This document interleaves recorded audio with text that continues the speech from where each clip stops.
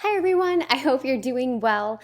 I wanted to provide a video to supplement the instructions here on avoiding plagiarism so that there isn't any confusion. So essentially for your initial response to the discussion questions, you are required to incorporate information that you've learned from a source, whether that's our textbook or if it's an online source you found related to the topic. The two key areas that you want to pay attention to is that you're using your own words, so paraphrasing. If you read something in the textbook, you don't want to write the exact words that you found in the textbook. You want to phrase it in your own words. The other thing is to make sure to provide a citation, and there's an example here, as well as a reference. And this essentially gives credit. Even though you're rephrasing things in your own words, you want to give credit and identify where that information or that idea came from. So I'm going to share an example of that. A couple other just kind of forewarnings. Make sure that you're not using someone else's words. If you do, that's considered plagiarism. The other thing is avoid using article spinners, the tools that allow you to pop an article and they spit them out in a different way. There are article spinners that do that, but there are also spun content checkers that identify when you've done that. And that would be an instance of academic dishonesty. So we want to avoid that, of course. You should be doing all of your own work and your post should be original. So to help with that, I wanted to provide an example. So for this first option for the discussions in week 1, we're talking about professionalism, and it's really an opportunity to reflect on everything that you're reading and identify, okay, what specific thing can I work on to further develop myself as a professional?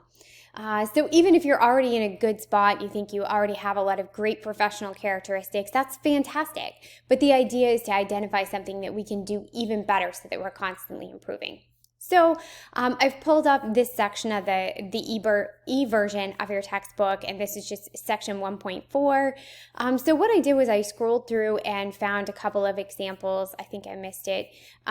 So dependability was one, as well as punctuality. And the example post that I typed, I said, according to Bayes, so this is my citation. The author's last name and the year always belong together. Rather, it gets mentioned within the sentence itself, or if you don't mention the author's name in the sentence, it would show up at the end of the sentence. But according to Bayes 2019, being a professional requires arriving on time for work, which is something that might be a challenge for me.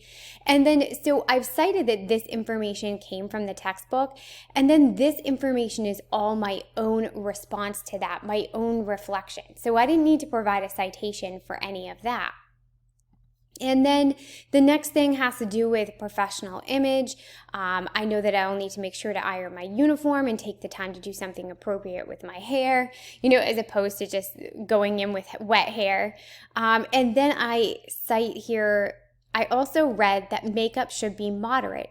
This idea came specifically from the textbook, so I phrased it in my own words and I provided the citation.